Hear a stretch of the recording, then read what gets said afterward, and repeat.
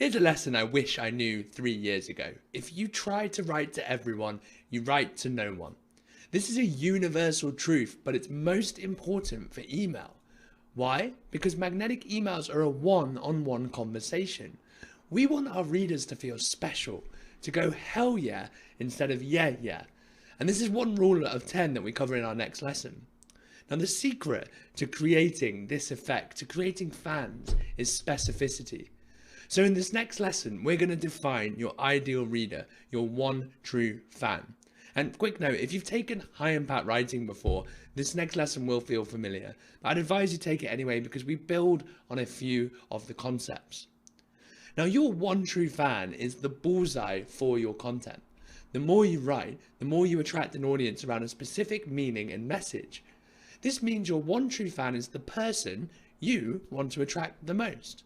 They could be your ideal client, someone you want to connect with, for example, business partners, or someone just like you.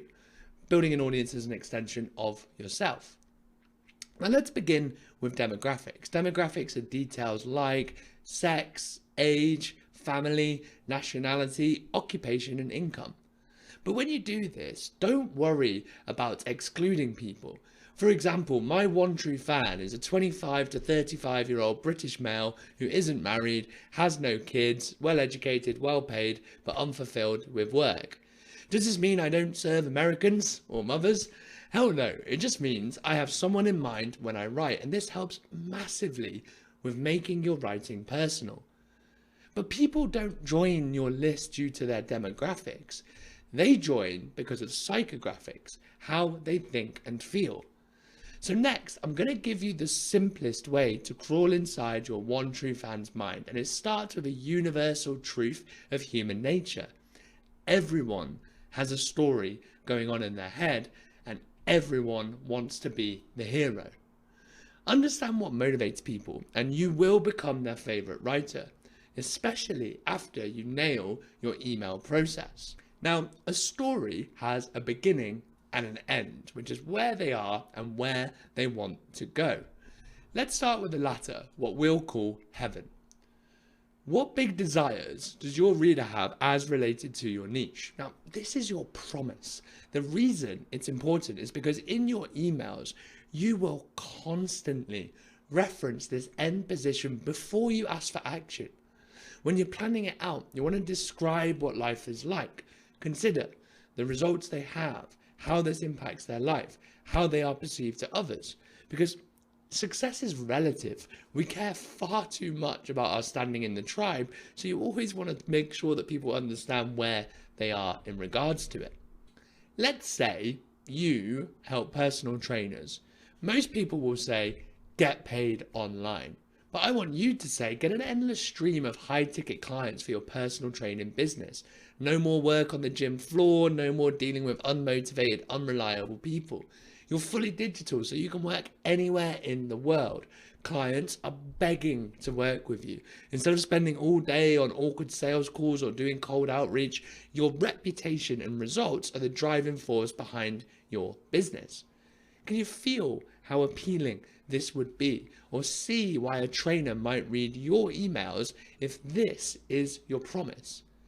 The key here is describing benefits, things your reader can see and feel.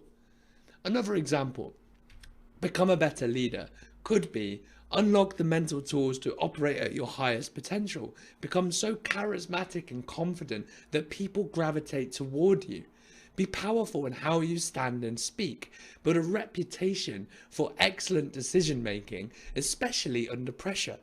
As a result, catapult up the career ladder, getting the position you deserve and paid what you're worth. It's much better, right? We'll write many more benefits in the emails, but it's not actually heaven that gets people foaming at the mouth for your content. It's hell. Hell is where your reader is now. To paraphrase legendary marketer Eugene Schwartz, to take people where they want to go, you must first meet them where they are. If you can describe someone's problems better than they can, they'll trust that you have the solution, and all you have to do is answer these questions. What problems does your one true fan face?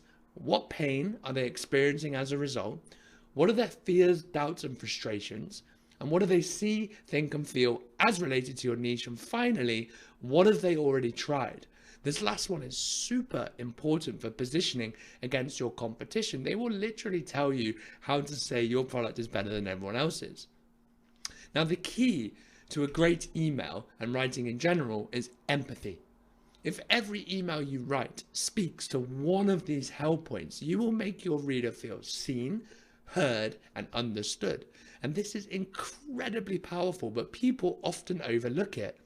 It's why pick a problem is the first step of the magnetic email process. To get someone to take action, first you need connection. Now you might be wondering, where do I get this information? Well, I've given you some ChatGPT prompts, but nothing is as powerful as real-world feedback. So browse forums, read social media comments, but most importantly, speak to your audience.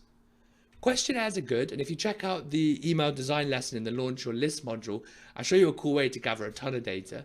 But for copywriting, conversations are king. Your audience and customers will give you the precise words to use in your emails. And so this is why I advise you start an empathy document and just save everything you hear. Don't leave your